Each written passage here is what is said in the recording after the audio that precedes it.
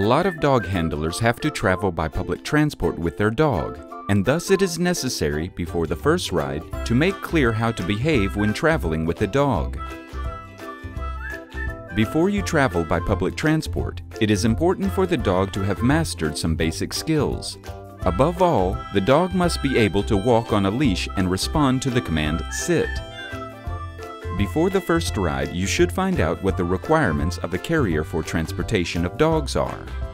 If the dog has to wear a muzzle, get one in advance so that the dog can get used to it before his first ride. Take a sufficient amount of treats with you as well as excrement bags.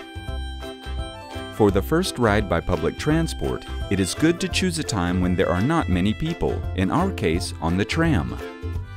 Go to the stop, put the muzzle on the dog, and quickly practice the commands heel and sit several times.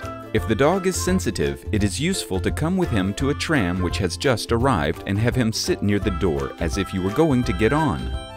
Then, however, only reward the dog and leave. When the dog manages this, it is the right time to get on. With the command heel, start walking towards the place where you want to get on. He has to sit down and wait until the passengers get off. If the dog reacts aggressively or he does not want to sit, lead him away without a treat and repeat the exercise when the next tram arrives. When the dog is able to wait until the other passengers get off, it is possible to get on. At the moment you are in the tram, the dog must be provided with the opportunity to become acquainted with it and overcome his fear. Make use of the treats you keep handy. Give them to the dog now and then and praise him. If it is possible, explore the individual parts of the tram and reward the dog continuously. If the dog is experienced enough, it is suitable to give him the command down after you get on. For most dogs, it is more comfortable to lie in the tram rather than sit or stand, which is more difficult for them. When getting off, follow the same rules as when getting on. Go with the dog to the door and say, "Stay." The dog gets off only at your command. Once you get off the tram, take a moment to play with him.